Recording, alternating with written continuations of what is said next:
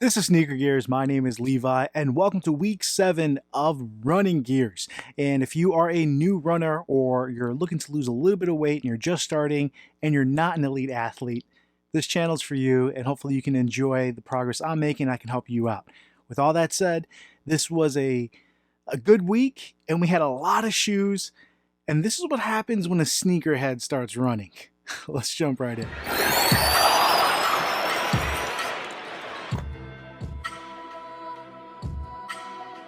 If you're new to the channel, thank you for joining. This is not a typical week. One, because I think I had some great success, and two, because I used a lot of shoes. So this is not normal, guys. This is also why I don't put a lot of wear on my shoes. So bear with me. There's going to be a lot of shoes we're going to go through. I'm going to do it quick, but at least give you a good idea.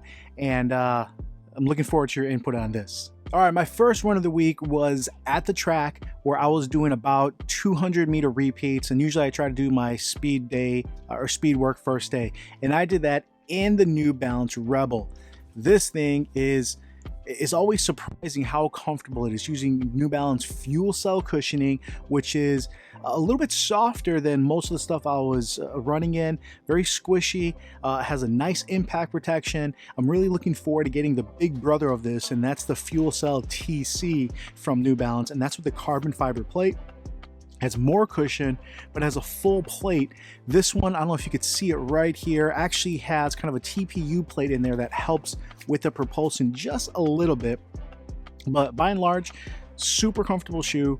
Really like it. Incredibly lightweight. Now, I'm not going over any of the measurements here, just because some of these shoes are really light, some are not as light, and you can just feel it on foot. But this one is something that I know a lot of folks have used for up to full marathon or half marathon. For me, as a bigger person, what I can tell you is this is a great sprinting and going fast shoe, just because you feel lightweight, you feel very stable. You can see kind of the outrigger here is huge, and with the wide midfoot, going with New Balance, I get a 12 wide, and this fits incredible. This is something I could still personally use a little bit more cushion, which is why I use this on the track, where the track itself has a little bit of cushion, and I use it for speed work where you don't need as much cushion, but the combination of this at the track doing speed work makes this super comfortable. Now, I was able to do about 1.25 miles on that first day, so good success for me. We're off to a good start. All right, the next day I actually did I wanted to go through essentially 400 meter, quarter mile. I wanted to go through 400 meters, change shoes, 400 meters, change shoes, 400 meter, change shoes. And for my fourth run, I wanted to use the one that I felt was the most comfortable. And I do that whenever I have a new shoe. Did that last week of the Pegasus 37. If you haven't seen my prior week, this week, you can take a look up here, guys. I just got in the Brooks Tempo. Now, this uses a nitrogen infused cushion, which sounds an awfully lot like Skechers. So this week I actually used quite a bit of Skechers. You can see the Hypermax behind me here, and I went with all three of these, and I wanted to give you a kind of a quick breakdown on how they felt, and again, just some quick jogs. So this is only wearing them for literally 2 or 3 minutes each, where I'm just doing that quarter mile and I'm coming back changing shoes. All right, so the first shoe I went in was the Razor 3. This shoe is always surprising when I put it on. Similar to the Rebel, where you're surprised by how lightweight it is, how incredibly bouncy it is. Has a nice bounce to it, very soft. Again, similar to the Rebel. What I like about this is there's no plate. So this is just allows your foot to move a little bit more naturally. Now, when I was heavier and running a little bit slower, and right now maybe I'm jogging faster, not quite a run, it wasn't as comfortable. As you pick up the pace, super comfortable shoe. This is one that I almost want to get another pair, but as you can see with my collection, I don't know if I want to do that, but they are coming out with the Razor 3 Plus later on this year with a new upper, and that's one I definitely have my eye on. Now, one thing I don't like about any of the Skechers shoes so far, this is not using their Goodyear rubber, but I don't know if you guys can take a look there. It wears down really fast, so I never really trust it, so I don't use it as much as maybe I would like, but absolutely love this shoe. Soft, bouncy. As I'm slowing down a little bit, I do feel like I squish through it and I do feel the ground, which I don't like. Obviously, doing such a short run, didn't feel that, but as I went on longer runs, that has happened. Time-wise, for my first kind of quarter mile lap, I did about a 2:45 in that one. The next one was the Brooks Tempo. Now, this is slightly heavier. Not much. Fit, I think, is a little bit better. Did a size 12 on this. Did a size 13 on the Razors, just so for Fitman guys.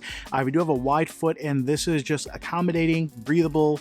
Brooks always does a great job with the upper, but what I have had a knock on Brooks, and I actually did a full video on it and never released it just because I don't want to be negative, is I'm really not impressed with what Brooks has come out with lately with their cushioning. But this stuff, more impressive than I thought. So running in this, honestly, and I'll feels a little bit like the Skechers Elite. So it feels like there's more cushion in this than the Razor 3, but the more cushion is squished in more. So it feels a little bit more dense.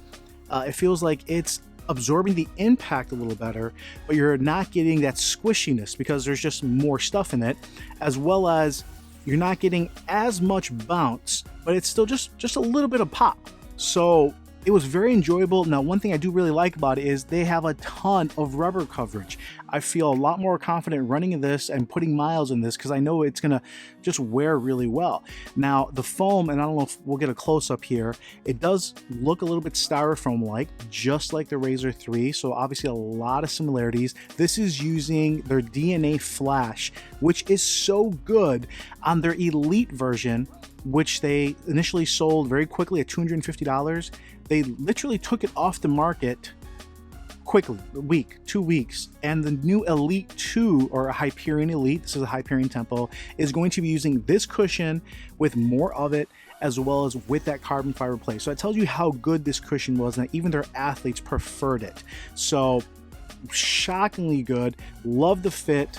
Loved how it just had a little bit more cushion. It's a little bit more of a shoe where you feel that's where the weight is going, but I think it's just the right compromise. So I did about a 2:30 in those shoes, so a little bit faster. They just felt a little bit better. I felt like I had a little bit more firm of a push off, so I felt stronger. It wasn't as squishy, and that was just maybe also warming up too. Lastly, went in the Skechers Hyper Elite. These things are phenomenal. Let me know if you guys want me to do a full breakdown review on any of these. This is one of the, if not the lightest shoe I have. It doesn't feel like anything's in my hand. I can't convey that. It's incredible. Now this, I did a size 12 as well, and the fit feels like it is stretched over my foot. It is very tight, but at the same time, when I'm running, my foot still feels natural. It feels tight, like having a compression sock on. So I don't feel any hot spots. I don't feel like it's not letting my foot move naturally, but it definitely is tight. There is no real heel cup. There's nothing structurally supportive about this. So this is definitely meant for going all out. I was able to do about a 2-minute quarter mile or 400 meter, which again for me is still fairly quick. This does have a carbon fiber plate in it, but it is split. So essentially the carbon fiber plate runs on this side and on this side. It's not a full plate. So what that means is, like, it's hard to bend here. There's some pop. The push off feels really natural. It feels more supportive. On something like the Vaporfly, you feel like someone is pushing you from behind if you're not going quick enough. It's very aggressive. This feels like someone is slowly kind of pulling you. They're in front of you and they're giving you that assistance. I almost like it better. Now, similar to the Razor 3, the tread on this, after very little wear, it just doesn't feel that great. Now, at the same time, I will be saving this for, this doesn't weigh anything. I'll be saving this for a race day or when I finally enter my first 5K or something like that, or 10K, just because the cushion on this, honestly, is incredibly similar to the Hyperion Tempo, where you have more hyperburst. So it feels a little bit more dense. It's absorbing the impact more, in my opinion, but it's not quite as soft, and you're not getting as much kind of bounciness, but you're getting that propulsion. and it just feels incredible. So this is actually very similar to Hyperion Elite. Now this is 180, the Hyperion Tempo is 150. I was able to get this at a great deal. Shout out to the guys who helped me get this. Thank you so much. I actually was able to get both pairs from him at really good deals. But I ended up doing my last quarter mile split in the Hyperion Tempo, just because it felt similar to this without the push off, which is what I wasn't looking for, and that's just personal preference depending what you're looking for at that time.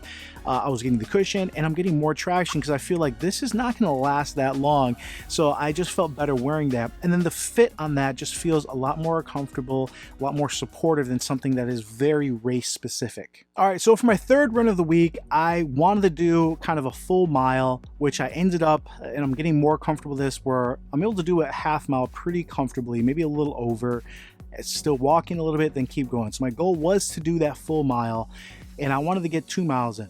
So 1 mile in one shoe, 1 mile in another. And I did those in some of the most cushioned shoes in the market, and these felt honestly like overkill for just a mile, you know, for my pace. But at the same time, my feet felt great. I know I can go into the next day where I didn't really need too much recovery. And I did that in the Hypermax, or the Max Road for Hyper.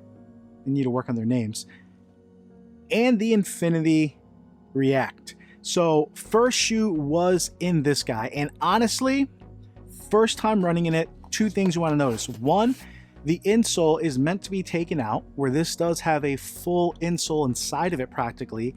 So running in it like this fit my foot just a little bit better with the width of my foot and the height. So with this, it felt a little bit more comfortable. I actually wore it around that day, and it felt similar to the Hyperion Tempo and the Elite, like just where you have a lot of that hyper burst, where it's not quite as soft and squishy as the Razor. We just have a lot of cushion, but it felt like even more than either one of those. So you had a lot of impact protection, and you still have a little bit more bounce. So it was a nice balance, but definitely on the max cushion side. When you put the insole back in, this does give you a little bit more impact protection, but I think it mutes a little bit of that squishiness, so it does make it maybe a little better for actually going for a run versus casual. So I ran with it in that mile with the insole in it. It felt really good, but by the end of the run, I was getting a little bit too much tightness right here. Now this does mold to your foot, and I think because it's a knit, I just got to give it a little bit more time, so that's why I do want to wear it casually. And when I wore it without the insole, the fit was perfect. So having that insole in there did affect it slightly. I had to loosen the laces on top a little bit. Now this does have a lot more rubber, but it was a comfortable run. I was pleasantly surprised. Is something I definitely can see being used more as your everyday trainer, using the Razor as maybe a little bit faster days, and obviously your Elite is meant for your race days. But I love the Hyperburst cushioning, love that this is so lightweight. It's ridiculous that you're getting this much cushion in this light of a weight package.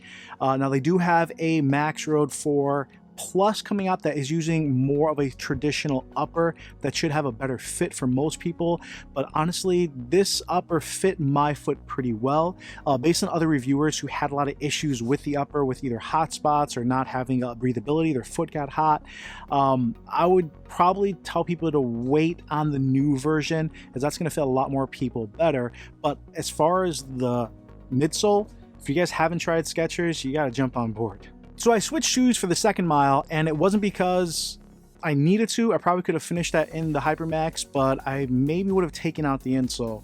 I did my first run in the Infinity React. Now, I initially tried these on in store while I had my Brooks Glycerin on, and foot to foot, just in store, standing, walking around, I thought the Brooks Glycerin actually had a little bit more impact protection. I wasn't really impressed with this. I'm like, are you kidding me? So I had no interest in it. If you guys watching around, there's a lot of reviews. Everyone loves this. The Brooks Glycerin not having any energy return, any bounce back, I ended up selling, right? It does have great impact protection, Feels like you're running kind of on a thick rubber mat, which is decent, but I want a little bit more.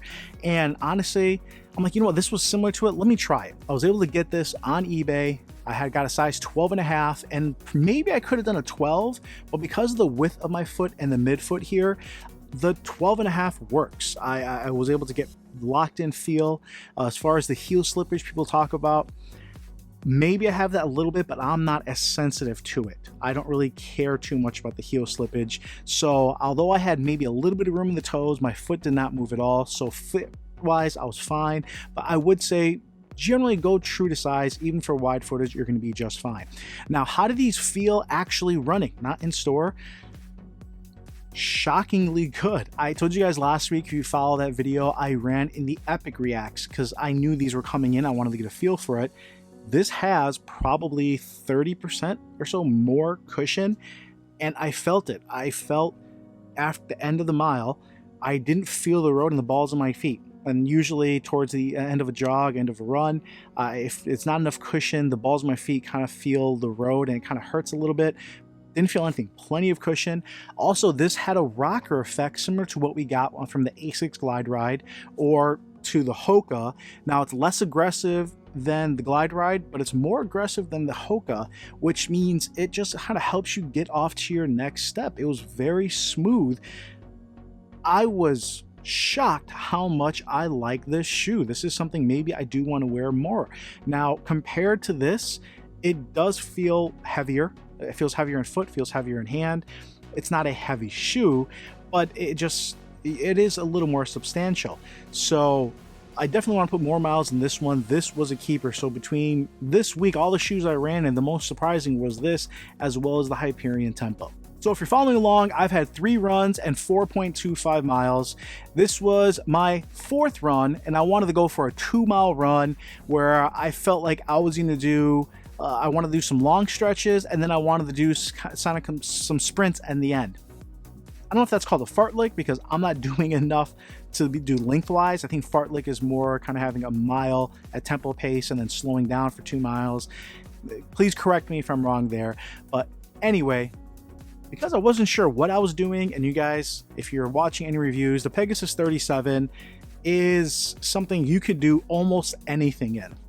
It's shocking. It really is. It's not the lightest.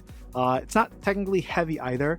It's not the most cushion or the most bouncy, but it has plenty of cushion for running slow. It has just enough pop for running fast. It has plenty of traction where I don't mind wearing it in a little bit. It was awesome. I did 2 miles in this, absolutely comfortable, and had no problem putting them back on. If I just had one shoe out of all of this, and it's annoying, it feels... Other people are saying this, and they're right. Like, this is something I could wear and have no issues with, where it doesn't feel a little too heavy, doesn't feel too tight, like for race day. It doesn't feel like I have to go faster or I have to go slower. I can do any pace. You guys can do anything you want, and it's just a workhorse. Now, I do want to have a full review on this just because I think it merits it. I have had some issues with the quality already, and you can tell Nike put their budget of trying to target this at $120 price into the midsole and the engineering of it. Not necessarily into the upper, not necessarily to the engineering. I think the Pegasus 36 had a much better upper, much better engineered. Possibly the fit may have been a little bit better, a little more snug. It was lighter, but they were using an older tooling. That's where they saved their money. With this, they save their money from the upper, and they really put the money here. So I'm excited to see the 38, where if we can get a better, more locked in upper, well, a little bit more advanced, a little lighter weight on top, and still keep this tooling. This thing's a keeper, guys. For the money, you cannot go wrong. All right, final day of the week, 5th run, and I wanted to do my first 5K. Didn't quite get there. I just got over 3 miles, literally either at 3 miles or 3.01. And because I knew I was going on a longer run, mentally, I was scared. Guys, if you are not a runner, the more distances you go, the more you're not sure you're gonna be able to finish it. And I did it in something that I knew I was gonna be comfortable in, something I knew was gonna protect my feet, where I'm not gonna be too beat up the next day. And that's the Hoka Clifton 6. Now, I did have the Rincons, which I actually sold. Those feel a little bit better as I wanted to go faster, but towards the end of the run, I still felt like I didn't have quite enough cushioning. This one, I guess I was going faster than maybe I should, because I did essentially 6 sessions, or 5 sessions, forgive me, of a half mile with 0.1 walking. All right, so it was a walk, run, walk, run, walk. And after every single run, I would walk. When I would start to run again, my calves felt like I was about to have a Charlie horse, and potentially I blame that on this being really soft. It has a very low drop. My heel isn't up here, so it's being stretched a little bit more than your average shoe. And because it's so soft, not only is it being stretched a little bit more, but when I go to push off, I'm working a little extra harder. I'm not pushing off the ground where I can just touch the floor, go. I'm touching the floor, pushing down, and then going. So every step is a little bit delayed. This is one I definitely want to reserve for my slower, just recovery days, not necessarily my long runs. And that's not a knock on the shoe. That's what it's meant for. If you're a bigger runner, or if you need that cushion, this is unbelievable. The weight is still fantastic. These side by side, this is still lighter, but this you're getting probably the most plush ride in the market. You're getting a very little bit of bounce back. That's the wrong one. The Infinity is something that is very close to it, but this is substantially heavier. You feel it in hand, you feel it on foot. This also has a little bit more aggressive rocker. This is probably the one I should have chose for the 5K, where I'm getting the protection, I was able to keep the pace, just felt a little bit more comfortable. But what's nice about this is I was able to do 5 runs at 9.25 miles for the week. So I hit my goals of 5 runs and 8 miles for the week.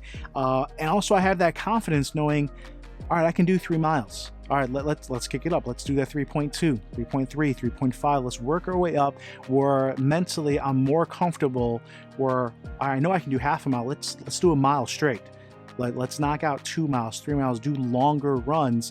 I know I follow a lot of guys who are doing 7-mile runs regularly. Their long runs are 18 miles. And as a new runner, I see that, and it's way beyond I can even think, but it all starts just by starting. If you need something high cushion though, don't be afraid, get a Hoka. Maybe it's not the Clifton, maybe you want to get the Rincon. Maybe you need more cushion, get the Bondi. But either way, I love what they're doing. I do have a video coming out looking at how the Clifton has evolved and how Hoka is really listening to the consumer, where every year they're doing some great things, especially in the last year and going forward. I cannot recommend them enough. All right, guys, I'm excited. I was able to hit my goals. Thank you guys for either watching, joining me. That was a lot of content in one video. I got to break this down. Maybe I need to stick to just one shoe and enjoy it. But this is what happens when a sneakerhead starts to run and starts to add to their collection the performance side of things, and not just Jordans and Yeezys and LeBrons and the basketball side, but really looking at each company and appreciating them and using them for what they're meant. Even though I'm not using them as much as what they're meant for, but I'll get there. For all the new runners out there, I did have a few guys saying, hey, I'm just starting to do my jogs in basketball shoes. I'm doing my run in some old shoes. Just getting out there is half the battle, guys. 80% of running is just doing it. The other 20% is taking care of your body so you can actually continue to do it, whether that's recovery, that's stretching, that's fine-tuning how you run so you don't get injured. And the small aspect is getting the right shoe. And I shouldn't say it's small, because this is very, very important. Anybody who's ever worked on the project, that last 5 to 10% to finish a project is the hardest part. And that's where I feel the shoe is. It's a small percentage, but it makes a big difference on being able to enjoy a run, being able to have your body not feel beat up, and being able to want to go out there and do it again. If you have a shoe or your feet just hurt and it's a mental battle to get out there, that's where having a dedicated running shoe comes into play versus using your training shoes, your basketball shoes, or whatever you have lying around. Now, I did just release a video on the best new shoes or best shoes for new runners, and either one of those are shoes you can enjoy, and you're going to see a big difference between those and a training shoe or a basketball shoe that you happen to be using for running. But if you're a new runner, just getting out there, walking, jogging, whatever the pace you're at. For all those people who are able to do a mile every day for 30 days, that I don't even know how I would do that. And I'm just to that point now in week 7 that I probably can do that now. I've built up my muscles and ligaments where I can probably do 1 mile every single day, but I'm trying to get to that 2 miles, 3 miles, 5 miles, 10 miles, and that does take a little bit more recovery. So hopefully I'm doing this smart, but at the same time, I'm doing this without the coach either. So I'm just learning from you guys, and hopefully sharing whatever I have as I'm learning it. As always, really appreciate you guys. Hopefully this is helping. Put comments down below. This is Levi with Gearz with another running Gearz. Week 7 success after last week's failure. It feels good. I will see you guys next week.